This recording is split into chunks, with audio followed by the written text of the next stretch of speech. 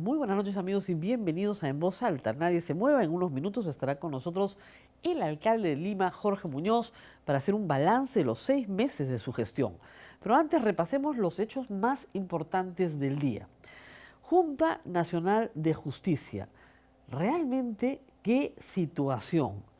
El único que sobrevivió al concurso, el señor doctor Pedro Patrón, iba a juramentar hoy día a las 12 del día y tuvieron que suspender la juramentación porque la comisión de selección recién se enteraba de un proceso vigente, un proceso penal y otro contencioso administrativo. Veamos lo que dijo el defensor del pueblo, que es el presidente de la comisión de selección.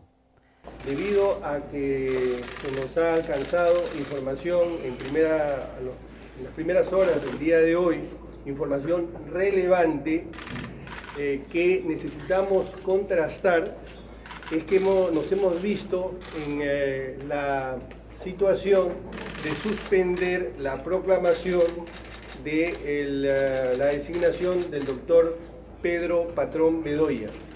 Esta información, como digo, la tenemos que contrastar, que lo haremos en el más breve plazo y se la trasladaremos al doctor Patrón Bedoya para que pueda hacer sus descargos. Luego de lo cual nosotros vamos a tomar la decisión que corresponda. A ver, veamos. El doctor Pedro Patrón tuvo una acusación por haber cobrado doble pensión, un número de meses entre el 2007 y el 2008.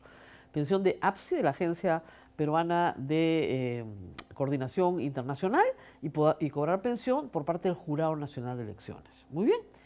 El jurado es el que lo acusa de haber cobrado doble pensión. Él obviamente se ha defendido en un procedimiento que termina en un contencioso administrativo, es decir, se impugna la resolución del Jurado Nacional de Elecciones, pero a la vez el jurado lo denuncia penalmente. Esa denuncia penal, efectivamente, por el paso de los años, prescribió, pero esa prescripción fue impugnada ante la Corte Suprema por el Jurado Nacional de Elecciones. ¿Está a dónde ese caso? Está en la oficina del doctor, no lo van a creer, fiscal supremo, para informe, Víctor Raúl Rodríguez Montesa.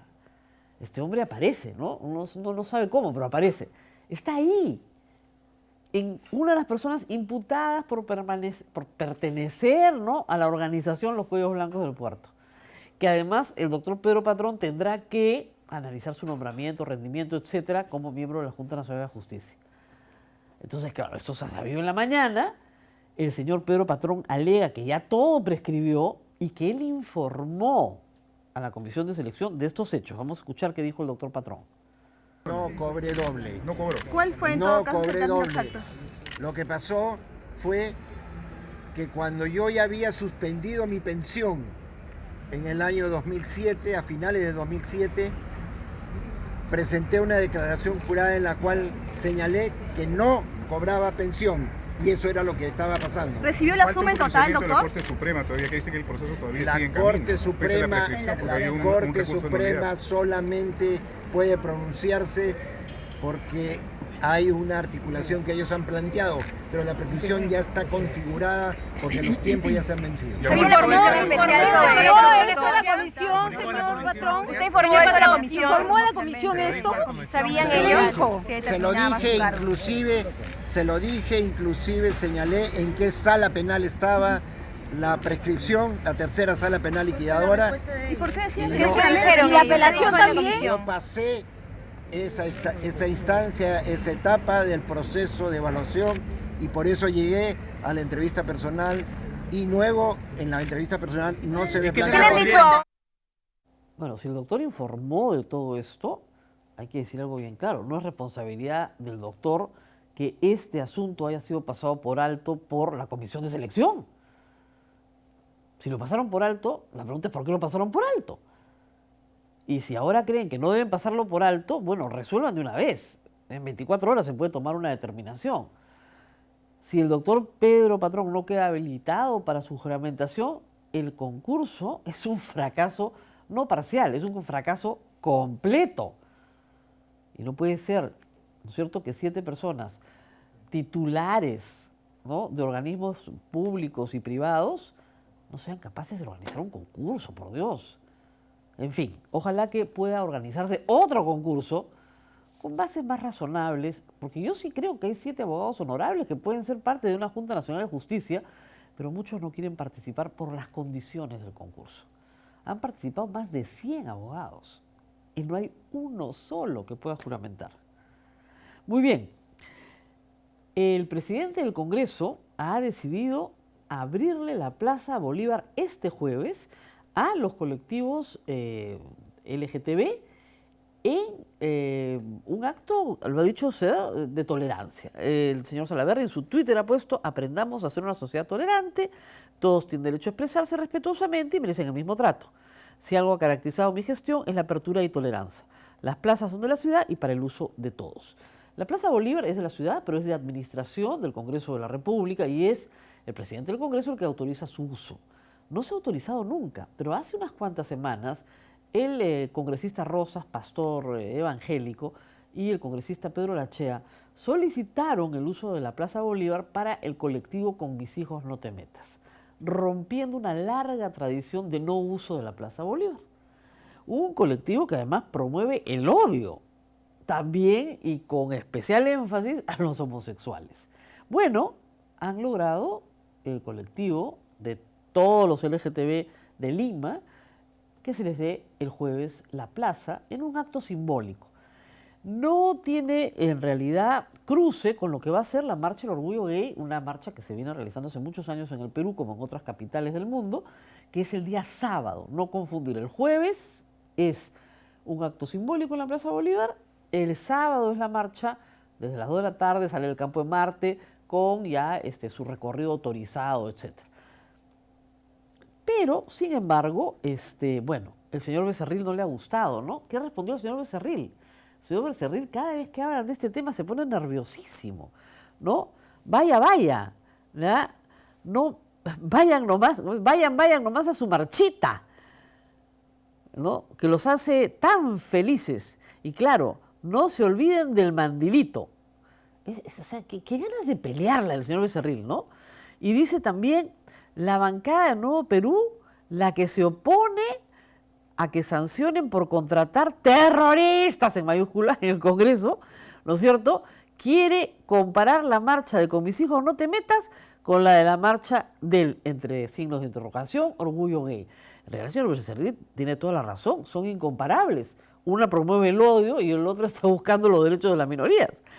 Y finalmente dice el señor Becerril, tan divertido: si están tan de acuerdo que la marcha del orgullo gay, entre signos de interrogación, ingrese a la Plazuela Bolívar, también permitan el ingreso a la explanada de Palacio de Gobierno y con el circo, y que el circo sea completo, ¿no? ¿Qué dicen los rojos y caviares? Les encanta, ¿no?, los rojos, caviares. No, el circo es un lugar muy respetable. El circo, en todo caso, el que está dentro del Congreso, dentro del hemiciclo, ese sí, ¿no? Y mucho más respetable es la gente que marcha de verdad por los derechos de las minorías. Eso hay que recordarlo siempre. Es muy difícil para una sociedad romper ciertos prejuicios, demora mucho, pero hay que entender, poco a poco se entiende, demora, que las minorías en una sociedad tienen derecho a expresarse de la manera en la que consideren conveniente y a vivir su vida en paz. Una de las primeras minorías en el Perú que obtiene estas libertades son las minorías religiosas. Y eso a mí me llama mucho la atención, porque las minorías religiosas en el Perú llegan ya con el siglo XX. Antes el Estado peruano era confesional, no se admitía libertad de culto. Justamente en la lucha por los derechos de esas minorías se aprende la tolerancia religiosa. Hoy tenemos que aprender otras tolerancias. Y no solamente tolerancia, sino feliz convivencia y armónica convivencia con personas que tienen una vida sexual diferente a la suya y que no lo van a homosexualizar, ni lo van a contagiar, ni le van a transmitir la homosexualidad. Hay que superar prejuicios muy, muy arraigados.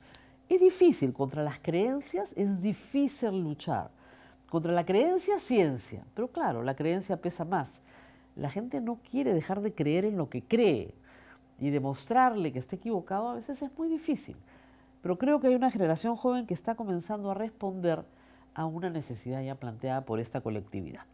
Muy bien, el presidente de la República, vamos con el presidente Vizcarra, estuvo hoy día en Hilo temprano y tuvo la reunión con su colega presidencial, el señor Evo Morales, y con los dos gabinetes.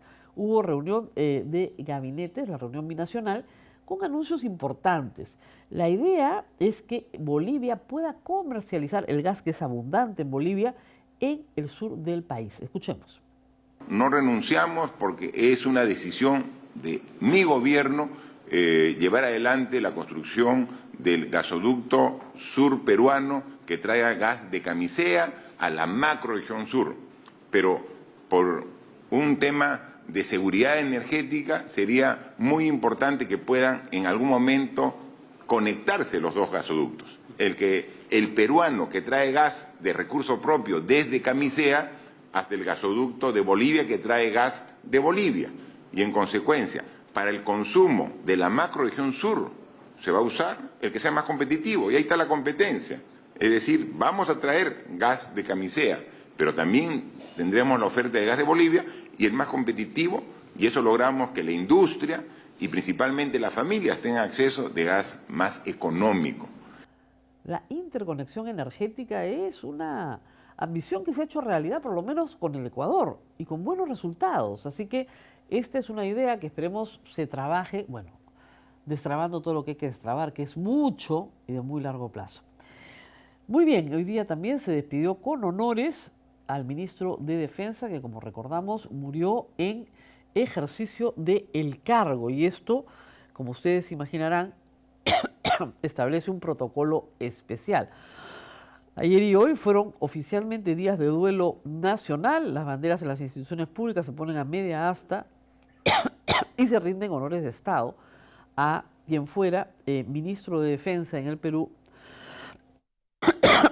Y esto implica ceremonias castrenses especiales. El velorio se llevó a cabo en el cuartel general del Ejército de manera privada, pero como ustedes verán, hay guardia de honor y en fin todas las consideraciones necesarias a quien no solamente fue general del Ejército peruano en retiro, oficial, soldado, sino también ministro. Y por esa consideración se lleva a cabo los honores correspondientes.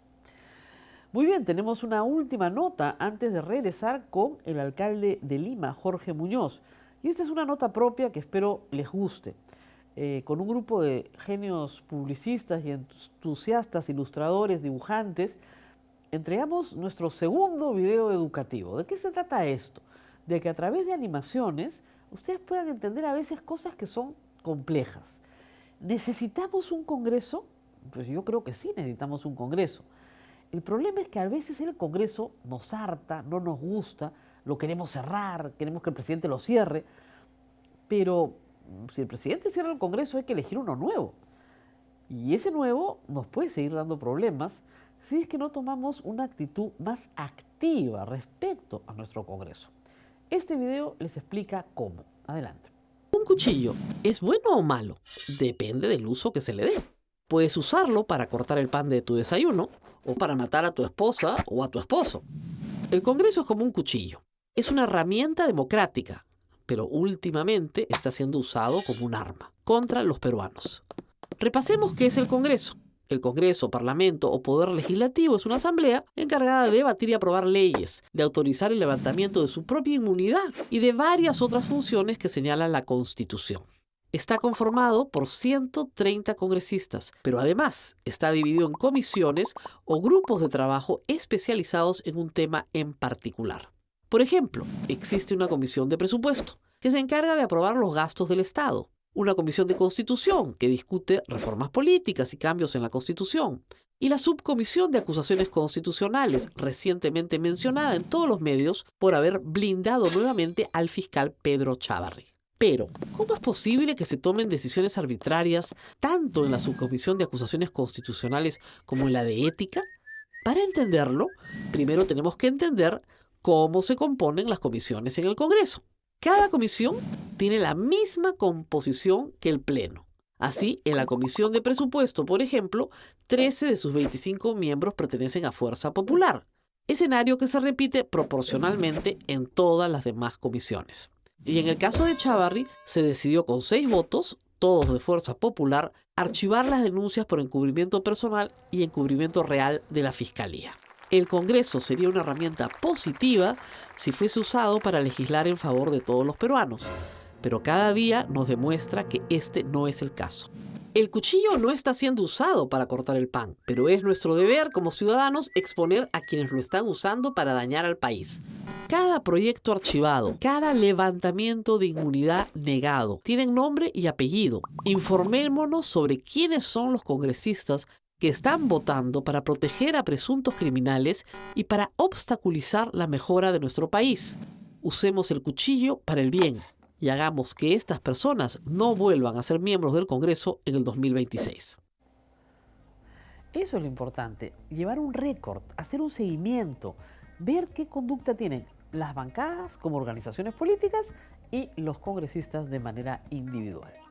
Vamos a hacer una pausa, regresamos con el alcalde de Lima. Tengo muchas preguntas que han llegado por Twitter, vamos a tratar de organizarlas y, por supuesto, satisfacer su curiosidad respecto a lo que el alcalde tiene planeado para la ciudad y lo que está haciendo ahora. Volvemos.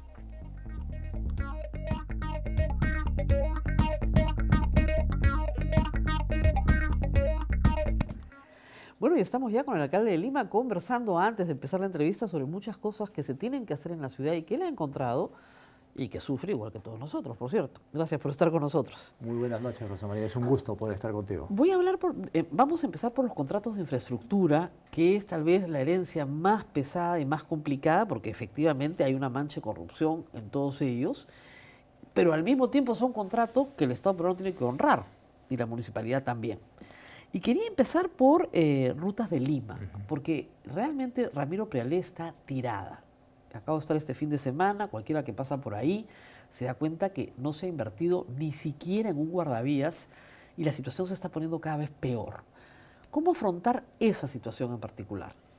A ver, con Rutas de Lima, así como con Línea Amarilla, hemos iniciado un proceso de evaluación conjunta, donde hay varios temas, Rosa María, y entre las cosas que hemos puesto está justamente la terminación de las obras. Hay obras que se han dejado, como tú dices, sin irte tan lejos, el derbi. El derbi tiene problemas que deberían irse solucionando de a pocos. Estamos aspirando a que el derbi se abra. Pero ¿por qué está tirado? Lo que la gente dice, ¿por qué no se hace nada? Porque han habido cosas de idas y de vueltas, digamos, entre la mala relación que había de la municipalidad con la concesionaria, porque comenzó con un tema muy complaciente y después se fueron rompiendo las relaciones. Tenemos procesos arbitrales, en el caso de, otra vez de Rutas de Lima, tenemos un arbitraje que se está ventilando en Washington. ¿Ya? En el caso ¿Sobre de qué sobre temas diversos que están referidos a la vida del contrato, ¿no? Y en el caso también de... ¿Y ahí en ese ¿Está contrato? en el CIADI ahorita? No, es otro organismo ámbito de arbitraje internacional. Y ahí nosotros hemos reconvenido, hemos contrademandado la nulidad de ese contrato por varias razones, entre ellas que no pasó por el MEF, ¿no? Ya. Eso es en cuanto a Rutas de Lima. Ahora, escúcheme, mientras demandamos la nulidad del contrato, el contrato sigue vigente. ¿Para cuándo debería resolver el Tribunal Arbitral la nulidad del contrato? Un año más o menos. Claro, pero es un año en que el concesionario no va a mover un dedo. Pero por eso que nosotros los hemos llevado al proceso de evaluación conjunta, que es algo que la ley nos permite hacer. Claro. Y ahí hemos exigido varias cosas. Como te decía, el tema de la terminación de las obras, vías alternas en los lugares donde no hay vías alternas, cuestiones de tarifas también estamos poniendo sobre la mesa. ¿Qué pasa con el peaje que está cobrando Rutas de Lima en este momento? ¿Va a un fideicomiso o va al fondo? Hay un fideicomiso que recibe ese dinero, ¿no? O sea, ellos no reciben un centavo en este momento. Eso es lo que ellos mencionan, pero de todas maneras hay algunos mecanismos donde hay dinero que se está recibiendo, ¿no? Ok, porque tampoco... Digamos que no son utilidades, pero sí hay sueldos, hay cosas que... evidentemente, hay gastos, ¿no? Sí. Pero no tienen utilidad todavía por esa obra. Así es. Ahora, también es verdad que han hecho obra, entonces hay que pagarles de alguna manera, hay que tener compensaciones de alguna manera. Que eso es una de las cosas que nosotros hemos puesto sobre la mesa para no patear el tablero. Lógico. Porque si se patea el tablero, imagínate que en este proceso de evaluación conjunta no se llegue a buen puerto. El siguiente paso sería resolver el contrato. Lógico. ¿no? Pero no se puede resolver unilateralmente, se tiene que resolver de acuerdo entre las partes. Hay una causal, no más que una causal, es uno de los artículos que establece que se puede resolver por decisión unilateral del concedente. Claro, pero por decisión fundamentada en utilidad pública. Correcto. Entonces, pero se necesita utilidad pública. ahí hay todo un tema. Todo un tema, y nos además, vamos a un arbitraje de nuevo. Otra vez, ¿no? ¿Otra Entonces, vez? el tema es casi como un eterno retorno, diría yo. Claro. Por eso es que nosotros, que lo podemos hacer, que se puede terminar dando, eso es cierto, después se discutirá, pero creemos sinceramente, Rosa María, que el mejor mecanismo es el mecanismo serio, responsable y además legal de este proceso de evaluación conjunta, donde hemos incorporado al Ministerio de Economía y Finanzas y a la Contraloría. Está muy bien, y eso puede adelantar algo, pero mientras tanto tiene en Washington un proceso que puede tener un resultado absolutamente adverso a lo que usted está negociando en la mesa. Así es. Por eso estimamos que lo que nosotros negociemos en la mesa debería ser mucho más rápido que cualquier otra situación. Pero no se van a desistir del arbitraje en Washington. No, eso yo creo que es algo que va a estar ahí. Y ustedes tampoco. Pero si la negociación fuese una negociación óptima, podríamos llegar a ese punto también. Ok. Eso en cuanto a Ruta de Lima, que le digo es el que más preocupa porque se quedó toda la Ramiro Prealé tirada. Sí. Y ahí te quería comentar, la Ramiro Prealé, desde donde se tiene que hacer el trabajo serio, que es, digamos, cuando tú doblas a Carapongo. exactamente esa es la zona. Así es. Ahí hay 3 tramos. Un primer tramo que está avanzado, está asfaltado casi. Así es. Hay un segundo tramo que va más o menos en la misma línea. Que está firmado, pero por lo el menos. tercer tramo... Que pasa por los girasoles. Que pasa por girasoles, que pasa por la central hidroeléctrica de Huampaní. Así es. Y además también pasa por lo que es el colegio mayor. Ya, el colegio mayor, por la parte de atrás. Todas estas cosas hacen que esa ruta sea una ruta que no sea adecuada, viable, digámoslo así. Entonces, nosotros lo que hemos hecho, hemos puesto sobre la mesa también la posibilidad de reevaluar ese tercer tramo. ¿Ya? ¿Y pasarlo por dónde? Y pasarlo por una zona un poco más alejada, más abierta, más cercana hacia la zona del río. ¿Ya? Que no afectaría tantos bienes como los que te he mencionado, ¿no? Y sobre todo los anteriores que hemos listado. Pero igual llega hasta los Puentes de Los Ángeles. Sí. Pero con carriles exclusivos, sin semáforos, sin nada. Esa es la idea y es un poco lo que se está pensando. Pero eso implica una renegociación total de esa parte del contrato. ese proceso estamos. En ese proceso es un... Y como dicen, doctor, ¿cuánto va a durar este proceso? Un año, a ver, por lo menos. nosotros nos hemos autoimpuesto... ¿Qué sale más rápido? ¿La negociación o el arbitraje en Washington? No, tiene que salir la negociación antes, ¿no? Eso es claro. Y para que no haya plazos esos que son eternos, y que nadie los controla... Nos hemos autoimpuesto que en 45 días hábiles, que están llegando al mes de agosto, nosotros deberíamos de tener algunos frutos que mostrarle a los ciudadanos. Entre otras cosas, también estamos negociando una cláusula anticorrupción para estos contratos. Evidentemente. Que no había. Lamentablemente no había. Mira, por eso no se pueden resolver. Estos contratos ¿Usted cuando salió a decir que los iba a resolver?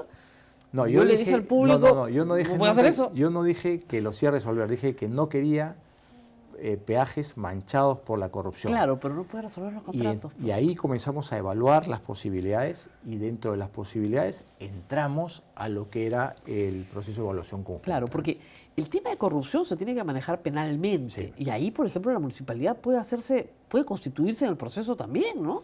Ustedes son afectados. Somos afectados, hay cosas con su propio procurador y como parte civil. Mira, nosotros, una de las cosas que estamos también haciendo es teniendo una relación muy cercana con la Procuraduría Anticorrupción. Claro. Y tenemos un intercambio de información y cosas que creo sirven muchísimo para todo lo que es el armado de nuestra estrategia para los arbitrajes y para la negociación en sí mismo, ¿no? Claro. Pero digamos, ustedes si se constituyen como parte civil pueden cobrar algo, pero el problema es que ahorita no pueden cobrar nada, porque el procurador es del gobierno central. Es correcto eso, ¿no? Entonces sería bueno que cobren algo. Todo lo que nos lleva a la siguiente reflexión, Rosa María. Esto se hizo de una manera desequilibrada en lo económico, financiero, en lo legal, en lo técnico y obviamente en lo social, es el impacto social. Pero se hizo de tal manera para que quien quiera que venga, en este caso nos tocó a nosotros ser los responsables de la alcaldía, no pudiésemos desatar estos nudos que se habían hecho. Se arma así justamente porque el inversionista dice que yo quiero garantías. Y esa es la razón. Pero además de que quería garantías, ya sabemos cómo, Exactamente, cómo las se obtuvo. estructuró todo esto. ¿no? Ahora, en la AMSAC, la ventaja en la AMSAC es que primero ya se vendió 100% a otro operador y dos, ya está terminado. Sí, está en el 99.90 Así y es. tantos por ciento. ¿no? Entonces, ahí, ¿qué se va a negociar? Sin embargo, es lo más grave porque está el peaje de Puente Piedra. Entonces, ¿qué es lo que se va a No, discutir? ahí hay cosas. Mira, también es un contrato desequilibrado. Ya. También es un contrato que no tiene cláusulas anticorrupción. Y además es un contrato que se lleva el 65% de los Así peajes. así Es brutal. Y además, mira, te cuento otra cosa, ya que tú mencionaste Ramiro Prealé. Cuando uno entra a Ramiro Prealé, a la altura de la Tarjea, tú pagas un peaje que crees que le estás pagando a Rutas de Lima. No, estás pagando Ese le estás pagando al AMSAC, lógico. que es un peaje de salida. Así es. Hoy, por ejemplo, yo tuve que ir a La Molina y pasé por, digamos, Evitamiento y después hicimos una vuelta para entrar hacia la avenida de La Molina y pagabas un segundo peaje. Sí, claro. En De los ingenieros. sí, Cuando das la vuelta claro ahí, el que sí. separador industrial. Separador industrial es el Así término, es. sí. Y entonces tú te das cuenta que son cosas que no están correctamente bien medidas y que afectan obviamente al bolsillo de los ciudadanos y a la sensibilidad de los ciudadanos, ¿no? Claro. Ahora, la gente en Puente Piedra quiere que le quiten el peaje. No es que quiere pagar menos, no es que no está de acuerdo. No. Quiere que no haya peaje. ¿Eso es posible o es demagogia decirles que no va a A haber ver, peaje? lo que tenemos que pensar es ver cómo se pueden trasladar los ciudadanos. Ajá. Imagínate que este fuese el distrito, esta mesa que tenemos acá, Claro. y tú quieres cruzar de donde estás hacia donde Claro, estoy y hay yo. un peaje aquí y otro allá. O al revés, ¿no? Claro, y de a vuelta. la mitad hay un peaje. Claro. Entonces, para cruzar dentro de tu distrito tienes que pagar peajes. Eso no es lógico. Lógico. Entonces, al no haber vías alternas, tiene que haber una solución. Si no se puede mover esa caseta, si se va a mantener, tienen que haber vías alternas. ¿Y pueden haber vías alternas Pueden- técnicamente? O sea, no están Consideradas en el contrato. consideradas en el contrato, pero sí hay posibilidades de hacer vías alternas. Ok, eso es lo más importante. ¿Y con la AMSAC en qué negociación se está? En la misma, digamos, vamos a decirlo así, lo que es cláusulas anticorrupción, que es algo que se está avanzando bastante bien, temas de peaje, Ya. el monto del peaje, porque ahí hay una situación claramente demostrable de que ese peaje está inflado. ¿Lesiva onerosidad de la prestación? ¿Por ahí se van a ir? Estamos trabajando varias Excesiva onerosidad de la prestación. Es que en realidad es cuando tú la base no la calculas bien, Claro. todo lo que te va a venir como consecuencia de obviamente. eso va a ser totalmente distorsionado. Estamos y por eso rezando ha ido al subiendo. Código Civil Básico. Sí. Lesión, Sí, ¿no? hay lesiones. Hay sin lesión, duda. claro. Y una de las cosas que yo lo he contado y lo he dicho, antes de que entremos a este proceso de evaluación conjunta, los señores del AMSAC nos tocaron la puerta y pretendían subir el peaje. Entonces yo al señor gerente le dije, esto me parece lo más impertinente en estos momentos. Claro, Pero imposible. ellos consideraban que porque Que en tenían el derecho, papel claro, dice eso, claro, tenían el derecho para poder hacer Ya. esta subida. Conseguimos una medida cautelar en el arbitraje que tenemos y mira lo Ahí también lo tenemos curioso. arbitraje. Ahí también tenemos arbitraje, pero no es este no es en Washington. Claro. ¿Sabes dónde es? En París. Ah, qué lindo. Mira, en París, y ellos son justamente franceses. Son franceses. Entonces, fíjate cómo se han ido acomodando las cosas. Más que ¿no? caras las defensas. Asumir esas defensas es carísimo. Es correcto. Porque Y hay que eso contratar abogados allá y tuvimos todo. que contratar abogados, hemos contratado una firma americana que nos defiende en los dos casos. Claro. Esto tuvo que pasar por el Consejo, no fue sencillo, Claro. porque hay algunas personas que, digamos, desconfían o que creen que lo que se le paga a los abogados extranjeros es muy alto y no Claro. tienen noción de lo que se está discutiendo Millones que están en juego. Así claro. es. Y además hay un poco de demagogia también a veces cuando hay que hacer Es este complicado. tipo de cosas. Y hubo dificultad, pero al final se aprobó eso también. Antes de esa irnos a la defensa, pausa, ¿no? le dejo una pregunta también demagógica. ¿No hubo demagogia en decir que no van a reconocer el contrato con Grandi Montero para la Paseo de la República Sur? No creo que... Lo que pasa es que no íbamos a poder cargar esa mochila. Era una mochila muy pesada. No, ya Rosa sé, María. pero es un contrato. Sí. Lo que ¿No se resuelven los contratos unilateralmente? No está resuelto, ¿ah? No, obviamente. No está resuelto. Lo que sucede es que este contrato estaba suspendido Así es. por un acuerdo con la municipalidad, entre Grandi Montero y la municipalidad, y cuando yo llego a la municipalidad encuentro varias cosas que estaban encajonadas. Entonces lo que yo he buscado era reactivar ese contrato. Y hicieron una gran reactivación con inauguración, con fiesta, con todo. No se inauguró, se dijo que se estaba reactivando, pero evidentemente cuando salen nuevas informaciones... Nuevos escándalos, entonces dijimos, pero que no eran tan nuevos tampoco. pero se confirmaron, Rosa María, Bueno, pero no eran tampoco tan como, nuevos, ¿no? Es como que tú dices, la electricidad está por los cables que pueden pasar por acá, Claro. pero la tocas y te pasa el chicotazo, Bueno, eso ¿no? parecía que le había pasado un Entonces, chicotazo. pasó un Ya, chicotazo. pero no se puede resolver un contrato. No está resuelto. Ya. Ese contrato está vivo, lo que no se ha hecho es poner la reactivación Ya, en muy bien. vigencia. ¿Y qué vamos a hacer? ¿Meterlo en un cajón? No, Porque no, nosotros no, los ciudadanos lo- sí necesitamos una salida. Estamos buscando Ajá. las salidas. Hay varias posibilidades. Una de las posibilidades es que haya una resolución bilateral, o sea, de las dos partes. Otra de las posibilidades que también está barajando la empresa Graña y Montero es que ellos vendan este contrato a un tercero, le cedan su posición contractual y que esta empresa que no está tocada por alguna situación de corrupción pueda ser quien haga la obra. Ya. Lo que más me, digamos, motivaba a mí era pensar de que esto, que era un proyecto de 60 años, ¿no? Porque hace claro. 60 años que se Sí, que se- vislumbraba poder claro. tocar la Panamericana Sur, se iba a poder terminar, y además con una reserva para el Metropolitano. Claro, lógico. Porque, Esa es la idea, conectar vía El Salvador. Vía Lógico. El Salvador, ¿no? Y Caraballo. y Caraballo, ¿no? Pero no se ha logrado. Pero todavía se puede hacer. Y Yo en ese no proceso sé, estamos. Y ahora estamos en el otro tema, en el otro extremo, en el Ajá. extremo norte, donde ya iniciamos nosotros un procedimiento para poder ampliar desde Independencia hasta Caraballo. El Esto lo estamos Metropolitano. haciendo, correcto, y lo estamos haciendo con el Banco Mundial. Ya tenemos el proceso para que haya una lista corta de empresas calificadas o precalificadas. Pero por ejecución directa de ustedes, no en Eso sí, concesión. eso va a ser totalmente nuestro. Muy bien, vamos a hacer la pausa, nadie se mueva, nos faltan un montón de preguntas, pero calma, todavía el alcalde se queda con nosotros hasta las 9, regresamos. Me quedo hasta que tú digas. Hasta que yo diga. Nos quedamos hasta las 9. No, ya, muy bien.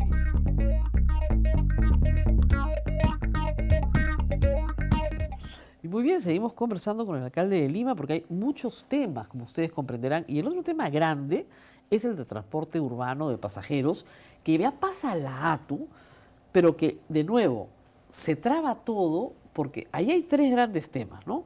Buses, ¿no? Todo el sistema de transporte de pasajeros en corredores especiales, etcétera, metropolitano y metro.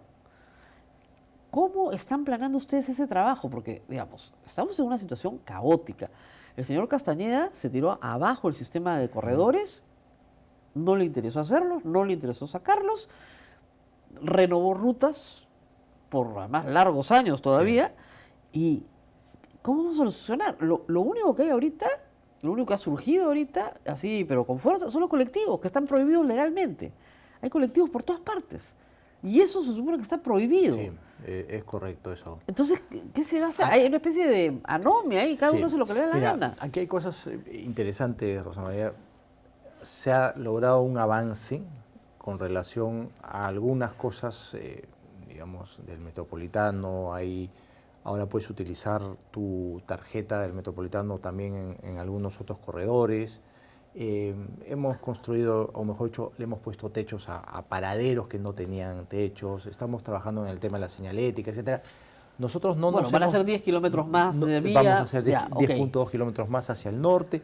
No nos hemos desprendido de las obligaciones de la municipalidad, aún sabiendo que la ATU ya había nacido y que venía el director. El director ya se terminó de conformar y se tiene que seguir haciendo cosas. Pero tu pregunta es mucho más profunda, porque tú lo que me estás diciendo es, ¿qué van a hacer para que el transporte sea un transporte que tenga la naturaleza de movilidad sostenible? Claro, vivible. ¿Qué se va a hacer? Ah. Se tiene que ver esto como un bosque, es decir, como un sistema integrado de transporte. Ese es el problema de lo que no se ha visto durante años. O sea, tenemos la gran ventaja que el 80% de los viajes en Lima es en transporte público. Sí. Eso es, para cualquier ciudad del tamaño de Lima es una enorme ventaja. Así es. ¿Ya? Y sin embargo esa ventaja la desperdiciamos. Pero tenemos que, digamos, reforzar nuestra pirámide del transporte, las modalidades del transporte. La pirámide hoy en día prioriza Automóvil al privado. auto privado, Que está cuando mal. debería ser Primero el peatón, el ciclista, el transporte colectivo, público, claro, general, el transporte de mercaderías y en última ratio los vehículos particulares. Así es. Eso es algo que tenemos que ponerlo sobre la mesa. Pero, claro, otra vez, ¿cómo hacerlo? Viendo el sistema como un sistema integrado de transporte, donde todo se vea como un solo elemento a ser, digamos, manejado por esta nueva autoridad, que además tiene otra ventaja, que es una autoridad que va a ver los temas de Lima y el Callao como una sola unidad. Y se acabó la fragmentación administrativa, las decisiones de las distritales, de las provinciales, de la provincial de Lima, la provincial del Callao. Pero ¿cuándo vamos a ver resultados? El proceso no es tan inmediato, eso hay que ser absolutamente sinceros, ¿no? Entonces, ¿qué cosa es lo que nosotros estamos proponiendo? Que mientras que la ATU se consolida, se deban hacer algunas otras cosas más. Y otra vez tenemos que hacer un corte, es decir, esto es transporte, claro, todo lo que estamos hablando, hay algunas mejoras en el tránsito que se tienen que hacer. Tránsito es distinto a transporte. Así es. Y en tránsito, ¿qué podemos hacer? Mejoras en las intersecciones semafóricas. Claro. Ahora estamos, eso sí le corresponde a la municipalidad. y no lo vamos a perder, claro, porque va a seguir en manos de la municipalidad. Estamos trabajando 291 intersecciones semafóricas que están claramente establecidas para tener un beneficio, para que haya una mejor interconexión. Le doy un dato para que tenga una idea. Yo vengo al centro todos los días, trabajo en el centro, después le voy a preguntar por el cuidado del cercado, pero y trabajo en la mañana y en la noche en el centro. Entrar al centro en las mañanas por Paseo de la República es mucho más difícil que por Petituars. Sí. Porque los semáforos están bien calibrados. Y es una vía de... Petituars tiene cuatro carriles.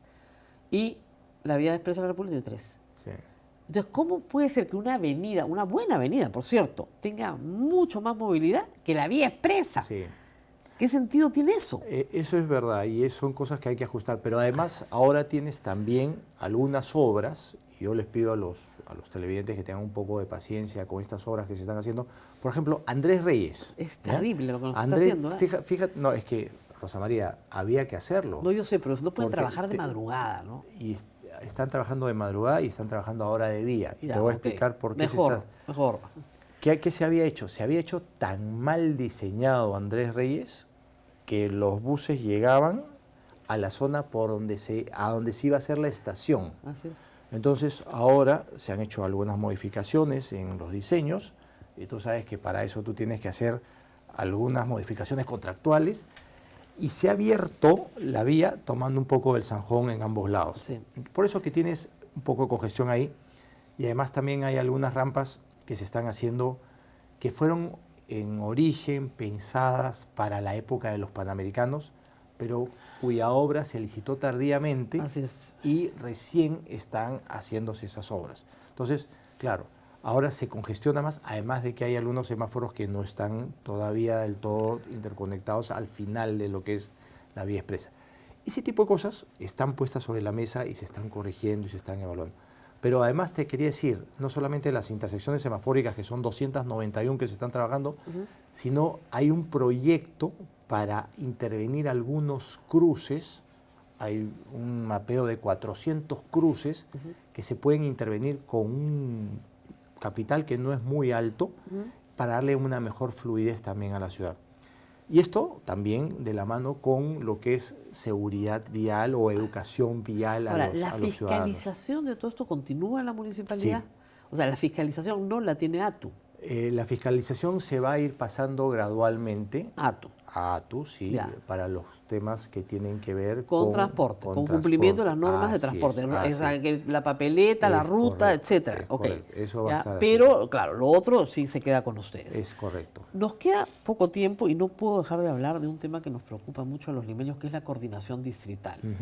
Una de las cosas que siempre ha pasado en Lima es que el alcalde de Lima, claro, tiene que ver todo Lima, tiene sus rutas metropolitanas, pero se desentiende un poco de Lima porque, bueno, para eso están los alcaldes distritales. Y había la promesa de tener reuniones constantes con los alcaldes distritales. ¿Eso se está cumpliendo? Sí. Mira, nosotros hemos hecho varias reuniones distritales. Como tú comprenderás, no puedes todos los días reunirte con todos los alcaldes, son 42 alcaldes distritales. Pero por grupos, ¿no? Pero Personas. mira lo que estamos haciendo. Comenzamos con una mesa para firmar un compromiso anticorrupción con los 42 alcaldes. Claro. Fueron 36, 37, y después tuvimos que ir a buscar a los otros para que firmen este compromiso. Pero nos reunimos todos y hablamos sobre las obligaciones que tenemos como ciudad para tener integridad en cada una de nuestras comunidades. Esa fue una de las mesas. Ha habido también otra mesa de la Asamblea Metropolitana de Alcaldes, que ya se dio. Hemos tenido algunas mesas de seguridad ciudadana, pero lo que estamos trabajando, y eso es continuamente, es algo que se va haciendo descentralizadamente a través de las mancomunidades. Exacto. Yo recibo a las mancomunidades y además enviamos a nuestros gerentes a las mancomunidades para temas de seguridad ciudadana, Ahora, para por temas ley, de usted tránsito. por temas de seguridad tiene que convocar al Consejo Metropolitano de Seguridad Ciudadana. Tenemos que convocar a 2 consejos. Así es. Al CODISEC, ¿Al que CODISEC? es el Comité Distrital de Seguridad Ciudadana del Centro, Bueno, del claro, Cercado. ese es el Cercado. Eso es una. Y 2, el CORESEC, el Comité Regional de Seguridad Ciudadana, Claro. que es esta visión ¿Por qué? regional. Porque ahí tenemos un problema complicado. La policía, que no puede hacerlo todo, se apoya en los serenazgos, al final de cuentas. Los distritos más ricos los tienen, los más pobres los tienen más o menos mal, pero ahí van. Pero ¿qué pasa cuando un distrito le falla el serenazgo y los del alrededor sí les funcionan? Todos los choros se van a ese distrito, que es el caso de Surco en este momento, donde hay un colega de Acción Popular que no se ha enterado de lo que está pasando en el resto de Lima. Entonces, Pero mira, fíjate qué interesante lo que tú dices, porque ayer he estado conversando con el ministro del Interior, que estuvo en la municipalidad, y hemos estado no solamente conversando, sino coordinando acciones de seguridad ciudadana, precisamente para Surco y otros distritos más Que están en problemas. a nuestro parecer tienen que ser debidamente atendidos por la policía.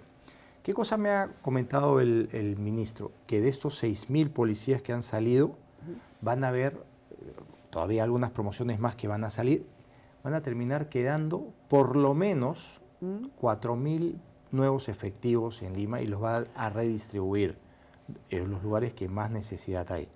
Para la época de los Panamericanos van a haber 20.000 policías. Yo tenía una cifra de 10.000, ayer me dijo que son 20.000 los que van a estar trabajando, pero van a terminar quedando 4.000 más en Lima. en Lima, pero el resto hay que repartirlo al resto Así es, al nivel así nacional. es. Entonces hay cosas de coordinación que se están dando.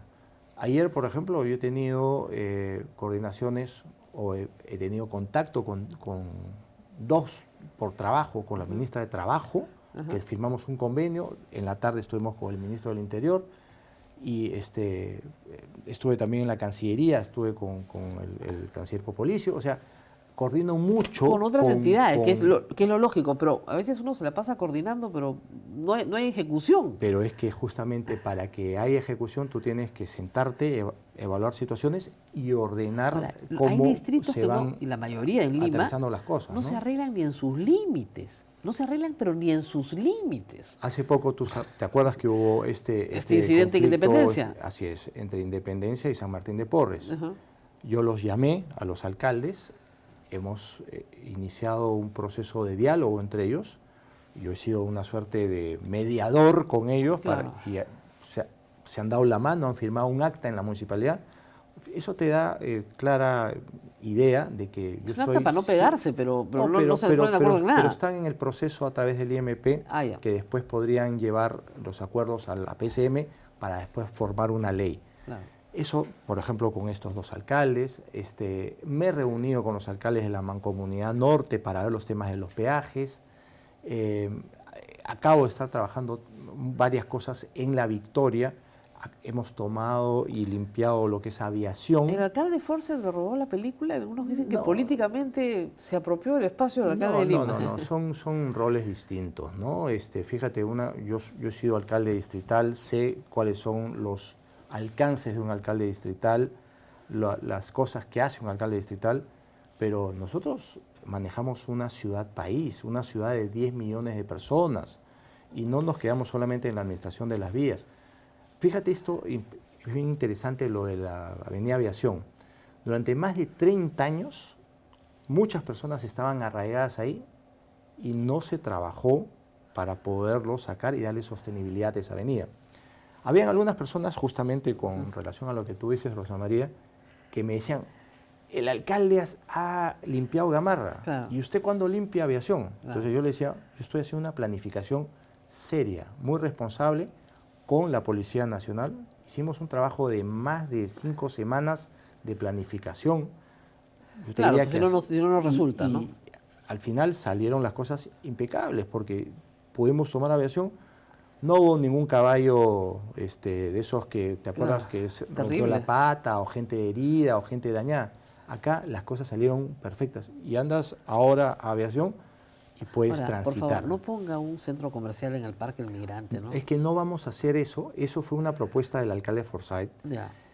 para poner en el subsuelo, no en el parque. Sí, pero Ojo, igual, hay que ¿no? tener cuidado con eso porque Faltan áreas verdes ahí a gritos, ¿no? no se va a tocar. Ya. Eso es un compromiso muy claro Ya. y no se va a tocar, yo lo he dicho. Sería un retroceso. Bueno, se puede mejorar el área verde, pero no lo que tocarla, sí se ¿no? puede evaluar es que sea en la parte del subsuelo sin afectar el área verde, ¿no? Ahora, cercado, un minuto por lo menos. Ya, tenemos este plan de caminar por el centro. Yo De estoy feliz. peatonalización. ¿Vamos a la peatonalización total? Vamos a la peatonalización. A ver, Porque el centro tiene muchas ventajas Sí. si se peatonaliza. Sí, o sea, sí, hay sí, muchas sí, ventajas. A mí sí. me encanta cuando cierran el centro y camino. Yo creo mucho en esto, pero esto no es un plan aislado, sino hay un plan de recuperación del centro histórico, que es un documento que tiene más de 400 páginas, muy bien elaborado el concepto. Sí, y los porque le digo una criterios. cosa, a mí me encanta el centro, pero entre usted y yo se cae a pedazos. ¿Ah? Por eso tenemos que Se ponerle... cae a pedazos. Y fíjate, tenemos 2 ejes claramente identificados, Barrios Altos y Mirones, pero además, ¿qué cosa estamos esperando para que este plan entre en vigencia? La aprobación del Ministerio de Cultura, tenemos todas las instancias aprobadas y lo tendríamos que poner a consideración del Consejo. Una vez que lo tengamos, van a hacerse varias cosas. La peatonalización es una de las cosas y lo que tenemos ahora en el centro es un plan piloto de peatonalización que hemos ido viendo cómo se da, hemos ido ajustando algunas cosas y lo que queremos para el próximo año ya es que aquellas calles donde ha funcionado bien se puedan volver 100% peatonales. Camaná funciona muy bien, ¿ah? Sí. Que cuadra Camaná. 1 al 3, estamos bien contentos. Camaná funciona muy bien y varias otras, Callao también tienes Callao también. partes interesantes. Mira, hoy en día, y a mí me da muchísimo orgullo ver a la gente caminando por la Plaza Mayor, yendo a los negocios, Acá se camina comprando, mucho. consumiendo. Sí. Contrario a lo que mucha gente podría haber dicho en su momento, que esto iba a afectar los comercios, todo lo contrario. Los comercios están con gente, están en ebullición precisamente por este plan. Muy bien, nos tenemos que ir, alcalde. Le pido que venga de nuevo cuando estén por Yo iniciarse encantado. los Panamericanos, porque hay un montón de indicaciones que hay que dar. Falta un mes nada más, pero es necesario que la gente Sí, conozca y qué es lo que a hacemos. un mes de los Panamericanos, mañana estamos Inaugurando el viaducto de la avenida de Armendáriz, en lo que es la Costa Verde, justamente un mes antes de los Panamericanos. Muy bien. Nos tenemos que despedir Muchas y nos gracias. vemos nuevamente mañana. Nadie se mueva. Sigue la programación en American Next.